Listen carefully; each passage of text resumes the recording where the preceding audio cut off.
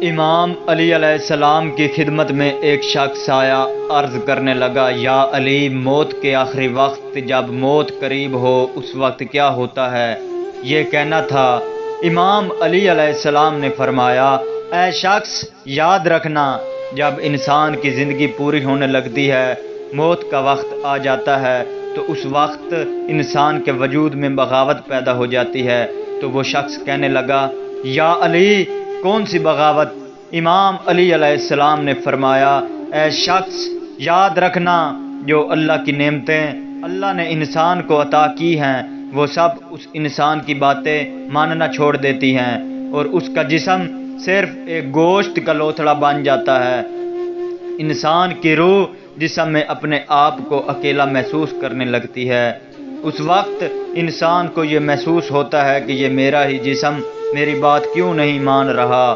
اس وقت انسان کی روح یہ کوشش کرتی ہے کہ وہ جسم کو اٹھائے، جسم کو منائے، لیکن افسوس، جو اسے وقت ملا وہ پورا ہوا۔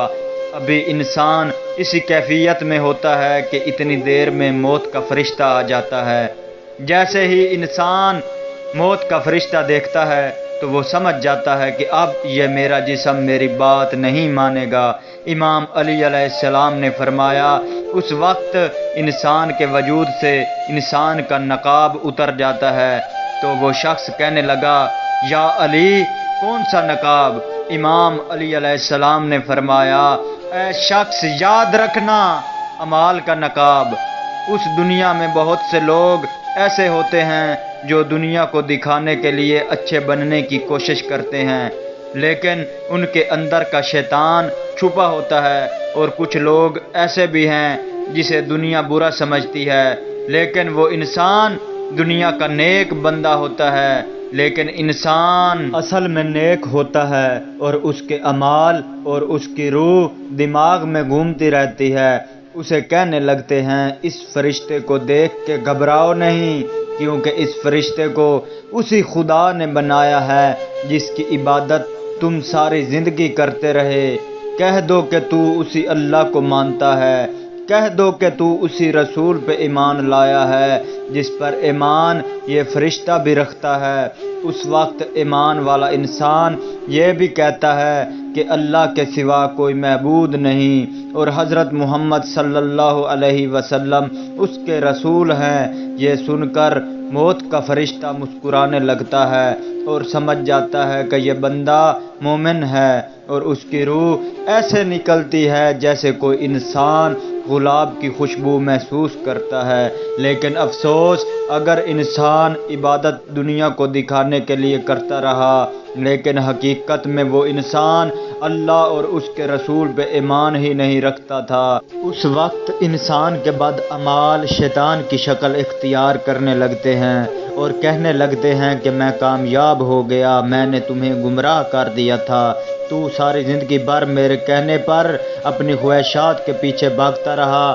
اب دیکھ، یہ وہی وقت ہے جس کا تم سے وعدہ کیا گیا تھا، اور میں نے بھی تمہارے اللہ سے وعدہ کیا تھا کہ میں تجھے گمراہ کروں گا، اور وہ اتنی دیر میں اپنے جسم کے باقی حصوں کو اٹھانے کی کوشش کرے گا، اور موت کا فرشتہ اس کی روح کی گھبراہٹ کو محسوس کر کے یہ سمجھ جاتا ہے کہ یہ بندہ اللہ کو تسلیم نہیں کرتا، انسانوں پہ ظلم کرتا آیا ہے۔ اس وقت اس انسان کی روح کو جسم سے کھینچ کر نکالا جائے گا، جیسے کسی کانٹے والے درخت سے ریشم کا کپڑا نکالا جاتا ہے۔ اس انسان کی روح اپنے جسم کو چھوڑنا نہیں چاہتی، لیکن افسوس، انسان کی روح اس کے جسم سے کھینچ کھینچ کر نکالی جائے گی۔ اور امام علی علیہ السلام نے فرمایا، اے شخص، یاد رکھنا، میں نے اللہ کے رسول سے سنا کہ دنیا کی کوئی بھی تکلیف اس کے سامنے کچھ بھی نہیں جب انسان کی روح کو انسان کے جسم سے الگ کیا جائے۔ تو وہ کہنے لگا، یا علی، اس سخت وقت سے کیسے بچیں؟